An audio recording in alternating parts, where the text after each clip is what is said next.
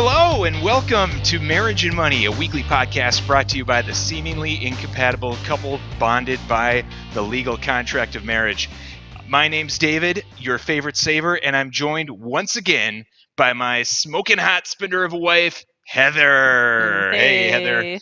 Hello. It's good to be back again and doing this. We did our first episode last week, but one of the things that I think we missed really talking about in greater detail was providing our audience with some additional background on who we are, why we're doing this podcast, and kind of what they can expect to get out of it. Right? I think that'll be an important thing to share with everyone.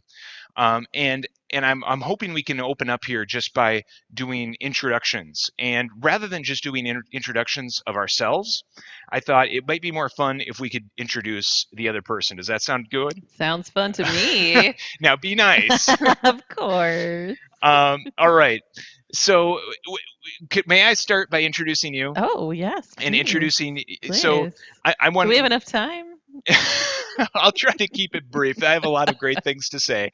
But the idea here, again, is to introduce a little bit about who you are as a person, but then also a little bit of your background and your approach to money, I believe. So that's really because this is a money podcast and a marriage podcast, I think those are some great places to start. So first of all, um, Heather is originally from Iowa, the Des Moines area, but then grew up in Nebraska, a small town in Nebraska, and I think comes from a family that seemed to have the upper middle class dream. So uh, life in a nice house, went out, members of a country club. Um, had it seemed her parents never really said no to anything. She had all the great toys that she wanted, wonderful vacations. If she needed something or wanted something, she had a way to get it. She was given a car uh, for her 16th birthday. Had didn't have to worry about who was going to pay for insurance or gas or anything like that. That was all her parents.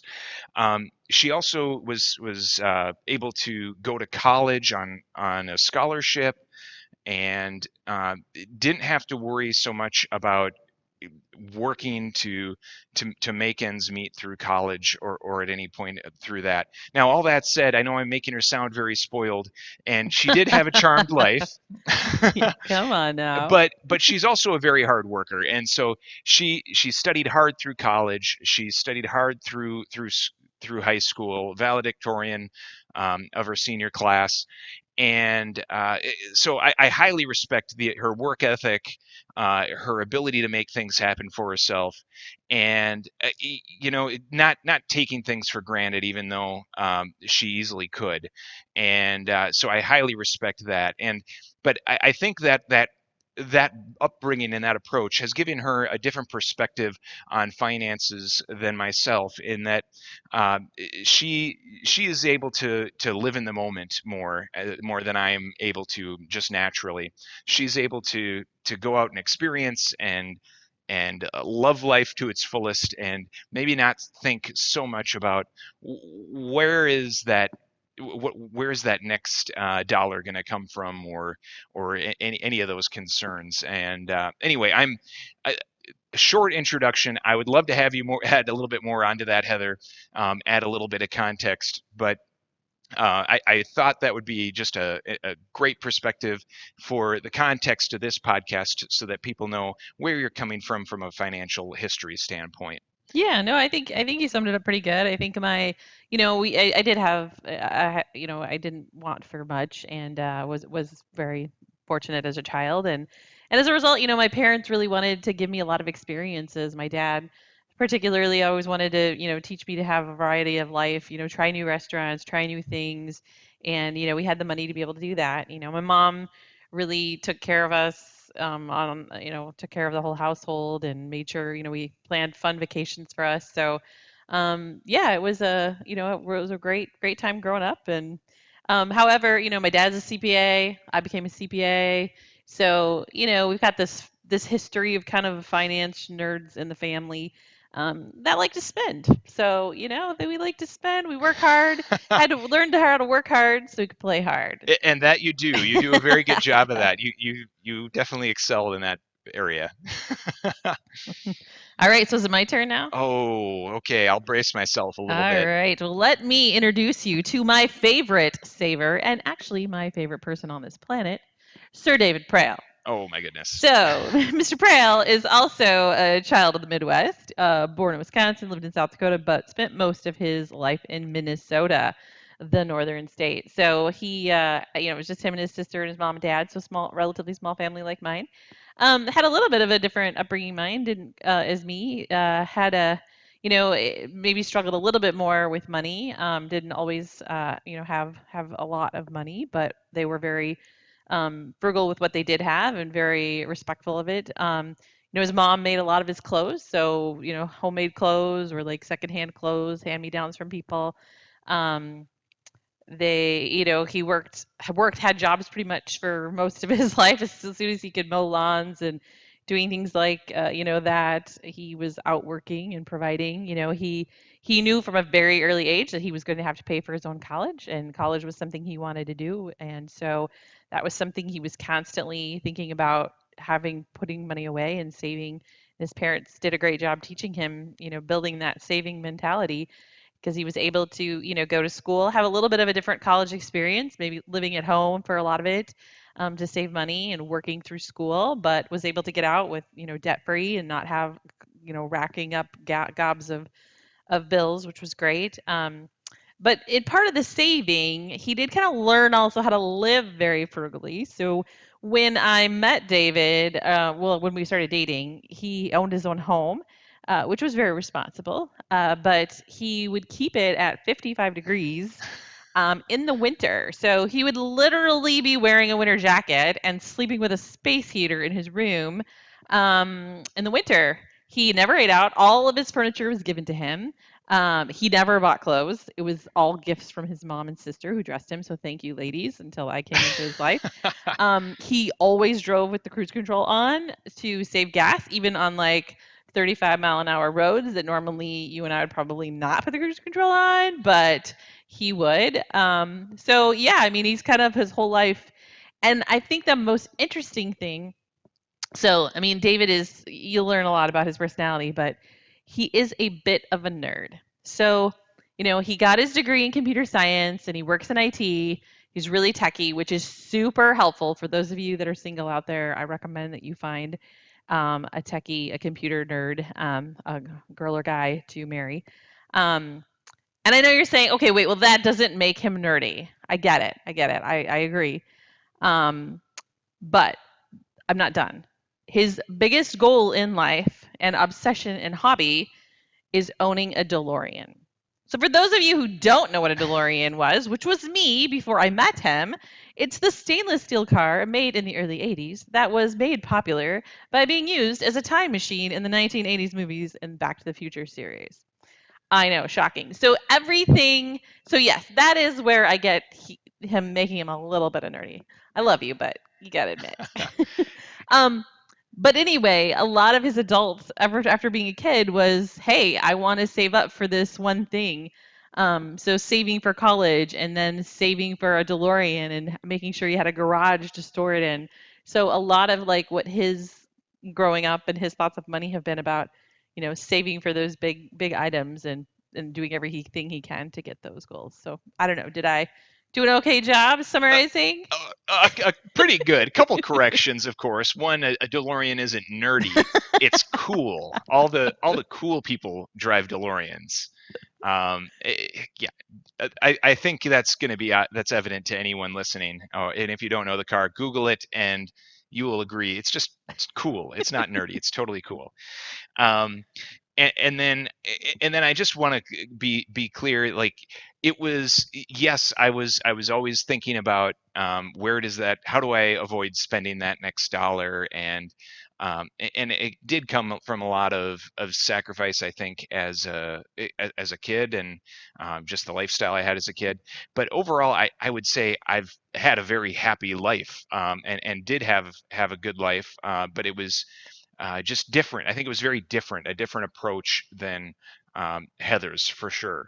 So I think that's the main thing we really wanted to drive here with these introductions, was to illustrate, we're coming at that life from different perspectives, and I think many of you are coming at life and at money with a different perspective than your spouse. And I think you can see that these two different approaches to money, no doubt, could clash as you become a couple and as you get into a marriage. And I don't know if, Heather, if you've noticed Yeah. that at all, but Oh, maybe just a little bit.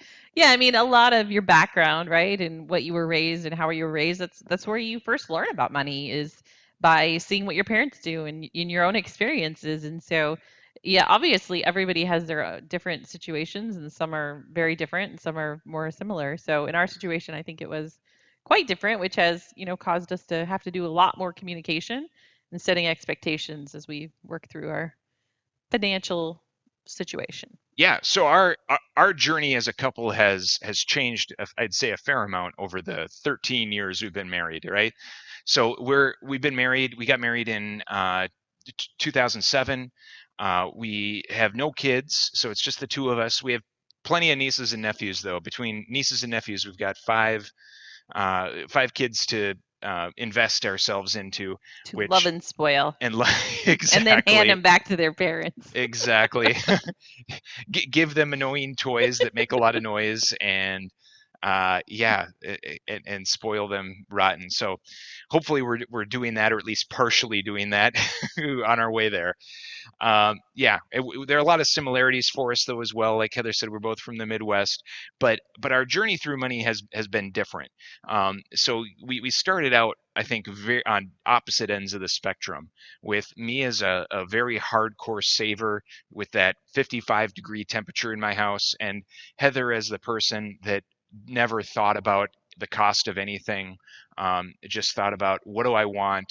I'm just going to go buy that, and I don't care about the sale. I don't care about if there's a cheaper way to get it. I just want to get it. So very different approaches to things. Um, and so I don't know. How would you describe that journey? Where do you think we are today versus where we Yeah, were, well, I think and how also, did we get there? we were a little bit older when we got married, so we both had been out on our own for a while.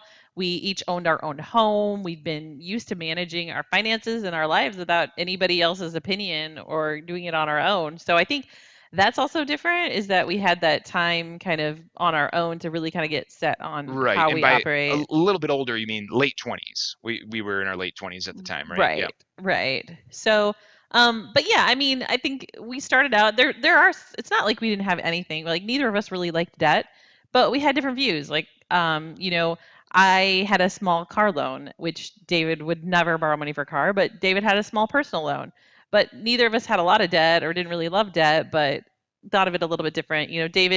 David used a credit card pretty much only, and I hated credit cards. I hated getting that monstrous bill and being like, "Oh my goodness." So I kind of lived on a cash basis. Yeah, at the time I Um, thought oh, it's a credit card's no big deal. I'll put everything on my credit card because just I have always one pay it bill. off. I always pay it off at the end of the month. It's so much easier to pay one bill than it is to pay 40 bills throughout the month, as I go through life.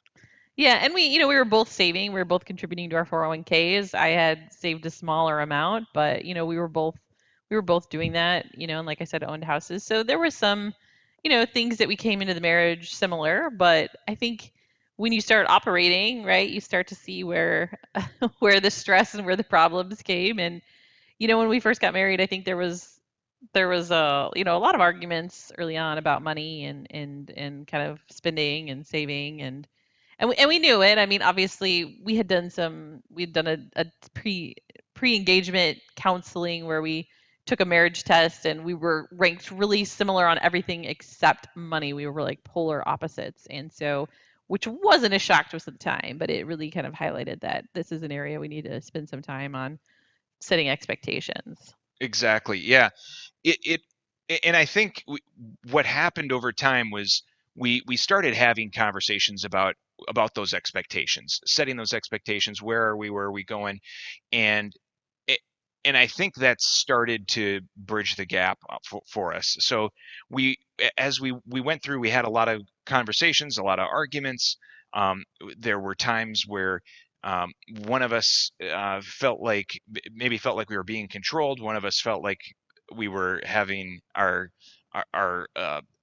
privacy taken away from us, maybe, or our ability to do things taken away from us. There were definitely ups and downs as Yeah. we went. But yeah, I think what's been important though on this journey is that we've found ways to have conversations about it. Now, that's not to say we still have plenty of conversations about money. We still struggle with it, but For sure. and but that doesn't mean that we aren't talking about it. I think the big thing that we do now that we didn't do when we first got married is that we talk about money on a regular basis, and so much so that we have formal budget meetings every month, and then talk about it throughout the month in addition to that. So it's something that's become a part of our marriage, and I think that's what makes me so excited to talk about this, to have this podcast as well, and to have these conversations with you. Yeah, I think when we started, and this is still true today, is that I felt kind of controlled, right? And you felt that we were out of control. And so that we were spending, right? So we again, it came back to the expectations and communicating. For us, David recommended that we take the Dave Ramsey course, Financial Peace University, and we enlisted in that. And I was like, all right, I'll sign up for the length of the class. I'll do it for the 8 weeks or whatever it is, and then we can move forward. And we tried it. We cut up our credit cards. We started using cash, and we even, like David said, we started doing a monthly budget. Gasp! Something I would never have done. Um, but really, as we started, it's all about communication and talking about it. And I think that really took the stress away from David not knowing where all the money was going because we were talking Hmm. about it and he was aware and planning for it. And I felt I had more freedom to spend because I wasn't feeling like everything was being looked at or examined. And even to the point where David would suggest going out to dinner, which never happened prior to that. So I don't Yeah, know and I if know that never is a sounds like a harsh small word, that but that sounds like a little thing to most people I know. Oh, we're just going out for dinner tonight, or let's order takeout, and that people do that without even thinking. To me, that was a huge deal. Where if I went out to eat in a month, that would be unusual, and and part of it was just wanting to make sure that wanting to make sure that the budget wasn't going off track. So so why are we doing this podcast? Um, well, w- we went to a marriage retreat. So Heather has talked just about, or I think we both have mentioned, we have had much better dialogue around money and other things in the past couple of years, and we thought one of the things we could do to grow even closer together would be to go to a marriage conference. And so we did that about 2 years ago or so. And one of the sessions was on managing finances. And in that, we learned, just from a raise of hands, how many people in the room were struggling with their spouse over financial issues. And then when we started to hear stories that were being told, we were hearing, oh, that's the same story we had, and we've been through all this. And not that we've arrived, not that we've got it all figured out, but we're a lot further on the path, we think, or at least a couple steps further down the path than some of the people here. And I, I bet that others might be interested in hearing how we've worked through some of these issues, things that have worked for us, and maybe they would work for others. And if nothing else, maybe just have a good time listening to some of the banter of of us arguing about our different points of view over money. And so that's kind of how we got to where we are. yeah, I mean, I think most people have heard that, money is one of the top reasons for divorces. I don't know if it's number one or two or three or whatever, but it's up there. And I even, I remember as a kid, my parents fighting about money. And now that we're married, we were going through it. We've had friends struggle with it, and so, like David said, we've come a long way. We've talked through things. We've worked through things. We've helped others, and we don't have it all figured out. We're still learning, but we hope we can help others, and you guys can help us as we go along the journey as well. So, and it's something we enjoy talking about together and spending time. So, why not do it on a podcast? So each week, we thought we'd talk about, a news story or a topic to bring to you guys and open the conversation. So today, we're going to talk about an article that we found, and it was the most Googled topics by state around money. So most Googled money topics by state.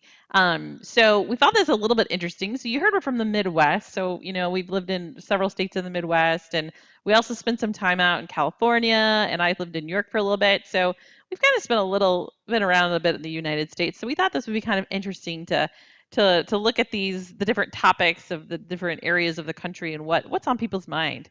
So what did you notice on this, David? I guess starting off with like where we've lived, right? So for me, I noticed that. So I'm born in Iowa, right? So in Iowa, all you Iowans out there, the topic was how to budget, which I think is very interesting because I was born in Iowa. I never used a budget. I was proud to not ever use a budget until I married David. So, I get it. I get it. I'm not surprised that people want to learn how to budget in Iowa because it's definitely something even though I didn't you know. didn't want to budget. Got it. Okay, so it's okay for everybody else, but not for you in Iowa. Well, I'm Got it. glad that they're progressing. Maybe that's what I'm learning is they're moving along. Nice. Yeah, so Heather mentioned that I was born in Wisconsin. I was there for a couple months, so So you remember a lot about it. yeah, I can't really add a lot of context there. The most Googled term there was credit union, and I have no qualms with credit unions. Credit unions seem You used fine. to belong to a credit union. No, I don't really have any comments about Wisconsin and credit unions. I don't really know the fit there. Similarly with South Dakota, I lived in South Dakota for about 5 years, and the term there was auto loan. The one thing I would just say is don't get an auto loan. never, never take out a loan on an appreciating asset. I feel like that's just a terrible idea. I don't take out a loan when I buy a new TV because it's going to be worth basically nothing the day after I buy it. So don't take out a loan on a car. So I noticed there were a couple other states that had topics about cars. So New Hampshire also did car loans, but New Jersey, they were about the car lease. David, do you have an opinion about the car lease situation? Is that better than the car Oh loan? gosh. Oh man. I would say the car lease is worse than the car loan. Yes, it's not a loan, and it's not technically debt, but you're renting a car, and and then you end up with nothing, or you end up with you have the opportunity to pay more than the car is worth at the end of the lease, and you've yeah. But you can get a new car every Oh 3 my years, gosh. David. Oh Just gosh. kidding. Yeah, I know. Oh, well, it's less than I'd be paying that payment anyway when I buy my new car. Yeah, if you had a car loan, you'd be paying that payment, which you shouldn't have to begin with, and you're getting screwed over. Yeah, not a fan of Moving car loans or moving on. leases. Moving on. Sorry. So Nebraska, which is where I spent a lot of my formidable years, the topic was paycheck. So I guess I'm a little confused about that. So I'd love to understand a little bit more about that. Is the question, what is a paycheck? How do I get a paycheck? Like, where do you think they were going with that? So it was just paycheck? Is that all it was? Just Yeah, paycheck? I'm not really sure what to take with that. I mean, I guess Interesting. it's a money topic. I It guess it's is. a good thing. I mean, paychecks, I'm thumbs up. I'm pro I paycheck. am all about That's paychecks. where the money journey starts. You have to start with the income. That's the biggest, part of the equation. So, Agreed. I get it. I just wish I understood a little bit more of that. I'll take So, another paycheck. and then of course our state, which we call home, really, Minnesota, which I would say not surprising, had to do with taxes, particularly property taxes, which, Minnesota is a fairly highly taxed state. I think Illinois also had property tax. I know that's a favorite bill of Yeah, yours to pay every year, Minnesota twice a year. Minnesota is the fourth highest tax state in the U.S., behind California, Hawaii, and Oregon. So we can move up, is what you're saying. There's room to. No. So what I'm saying is that Minnesota is an overachiever when it comes to taxes.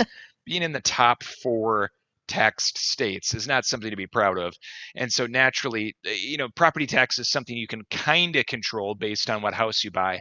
So, I mean, when we bought a house in Minnesota, it was something we were looking closely at, right? Is what's the property tax on this house? Obviously, because that's going to be a big part of the taxes that we pay every year. So, yeah, I totally understand that one. So moving out to our West Coast state where you loved living, California. I loved California. So the topic here was cryptocurrency, which of course it was, right? What other state would It's have that as a Silicon topic? Valley's out there, right?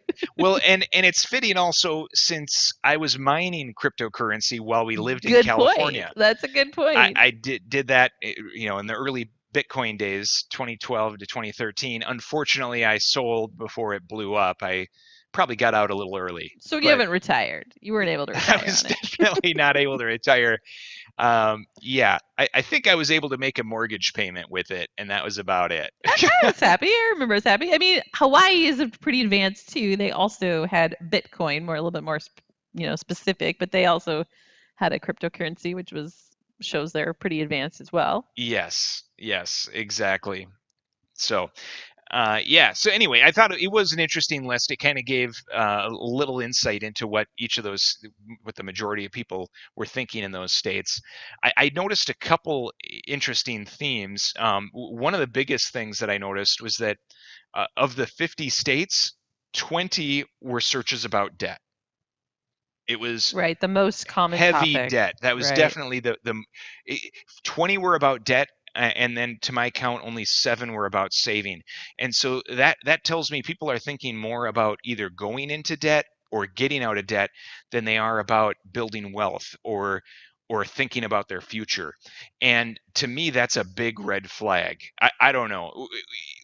It debt's stressful, so no doubt this is causing stress for people.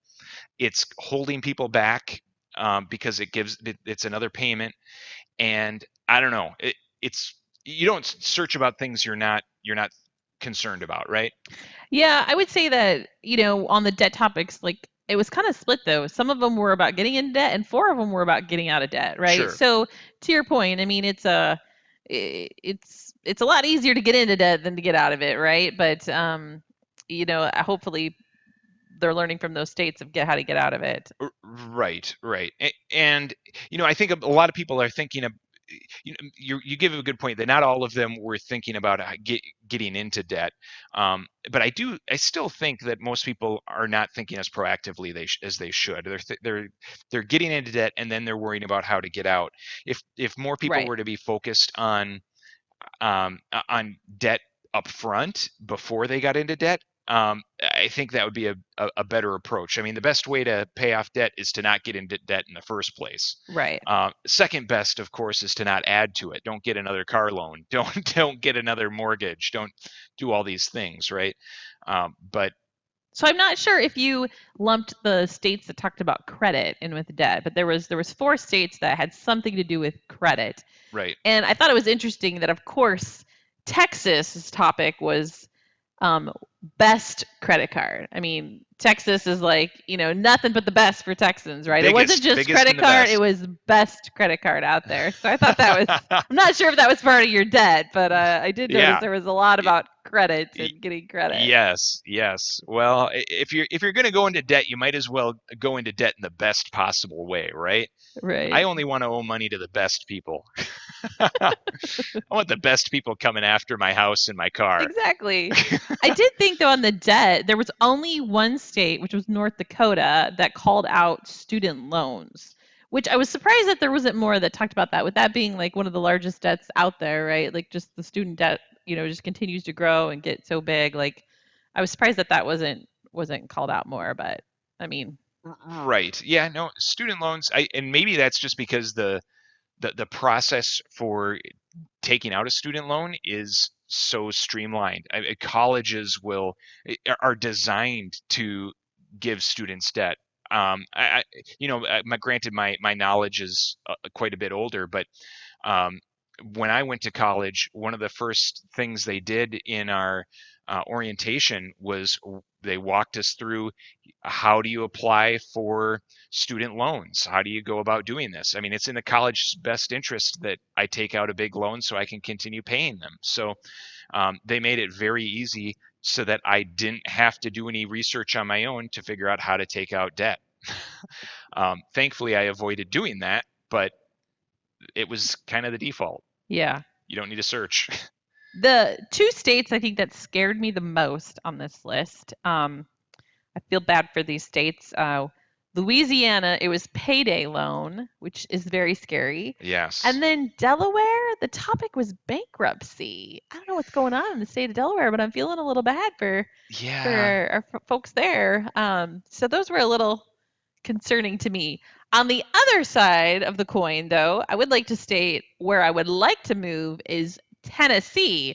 Their topic was extra income. Now that must be really nice. I think that some people in Delaware could maybe learn from the people in I Tennessee I about could how to get some probably I could extra probably learn income. something from the people in Tennessee. That would be fantastic. Yeah. Oh man. I was also thinking when you mentioned the thing about bankruptcy in Delaware. Uh, this is getting a little bit deep, but do a lot of corporations headquarter in Yeah. Delaware? But this was on personal. I thought of that Okay. too because Okay. you're right, a lot of corporations, but this was personal finances, but maybe it was grouping in the corporations. I don't know. Yeah, a lot of corporations headquarter there for tax purposes, but Or maybe it's family corporations, sure. maybe it's so maybe So that was part yeah, of maybe it. it's linked to that, maybe not, but you're right. It's personal. Personal. So nice. Okay. All right. So also each episode we want to make sure that you continue the conversation. So we're going to try to have a take home topic for you to go home and continue the conversation with your spouse or your significant other. So this week the question is um so this was the top googled question. So the question this week then is, what is your number one question about money? If Ooh, you were to Google a topic I about like this. personal finances, what would you be Googling? David. May I answer? Yes, I'm Excellent. very Okay. curious. I have no idea what you're going to say. Well, you're Where to buy jewelry for my wife? you're probably not going to be surprised by my question because it's right in line with me being the saver that I am. But the big question that I think I've had pretty much all my life is how much is enough? And we've certainly talked about this at some point. I think I have my personal answer, and I know as a couple we're on track to reach that goal. But at the same time, how do I know that I'm right, that that's the right number? And and then secondly, if I do have that confidence, how does my life change as a result of that confidence? Very good. So my question was, Are we not going to talk about my oh, question? well, here's why I don't want to talk about it. I had the exact same question, which I seriously, Really honest to goodness, we interesting. did not talk about this at a time. I did not know what you were going to say, but I basically had that same question too, is how much do I need to retire? You put it in a lot more eloquently than I did, but that was kind of, I mean, maybe that's because that's where was kind of top of mind for us and what we've been working towards. But Right, right. Yeah, certainly. Okay, well that's that's interesting. Okay, that's good. but Well, I also put out there that I would also say, how do I get my husband to spend more money? But that was more of a joke. well, that's something we can work up to. And to be fair, you have to give me credit. I I don't know. keep the house at 55 anymore. No, thank you. And just today, I was on board with you buying furniture. You ordered some furniture online. Which PS was in the budget, and I stayed fairly close to what the budget was. Again, yes, So but we talked about it. this is a perfect example of how being in the budget helps get my head in the right spot. That's right. But anyway, and it shows that the nice thing about the budget is that it also says, yes, we're still on track to meet our goals if we make this purchase and continue to work towards our goals. So, but around this conversation, so I think the point of asking this to each other here as well is to have this conversation of how do we know how much is enough then? Right. Well, I mean, we've we've done some math and we've kind of looked at like what we make and what we expect to spend, what we want to spend, right, in our retirement, and we've kind of backed into a number that gets us to a comfortable place. Um, So we've looked at what our current income is. We've yeah, in looked at future what dollars. inflation will be, and so we've looked at how do we maintain our current income um, in future dollars for an extended period of time. If we were to look at 30 to 40 years, Right. what does that look like, and is that sustainable? And maybe the answer is we don't need to spend that kind of money, the current money we're making now. Like right now, we're saving money, right? So we're not spending our entire income. So maybe we don't need our entire income. Um, but maybe we're going to do more traveling. Maybe we're going to Right. I mean, enjoy hopefully, since we're more not things. working, right, we're able to, Right. we're probably spending more money because I think I get in trouble when I'm on vacation because I end up spending money when I'm not working. So, you are going to be spending and you're not going to be bringing anything in. So there is going to be an increase of that. So even though, so you may need that full So when every income. day is a weekend, how That's much do you right. spend on the average Exactly. weekend? And Plus, yeah, they say the last couple of years of your life are your most expensive, right? When you probably right. have to enter a nursing home and things. So you have to be prepared for that as well. So, we've tried to look at all of those pieces and come up with what we think, and that's what we're working towards. But Yeah.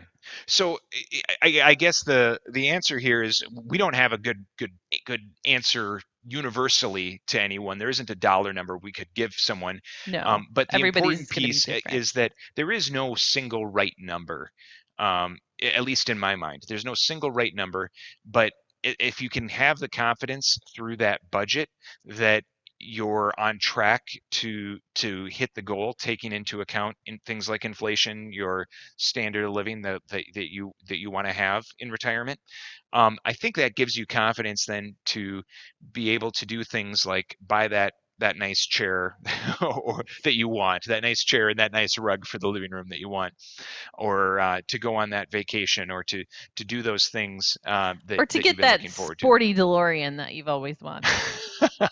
That's more of a longer term goal than a monthly budget goal. But yes, you can get those uh, nice parts for the DeLorean or whatever they might be. So yeah, I think that's good. So all right. Well, thank you everyone for listening today. I think that about sums it up for us. Remember to tune in again next week when we will come back at you with another topic. Look forward to meeting with you then. And whether you're a spender or a saver, remember that you can go and live your best financial life, and that it lies somewhere in the middle.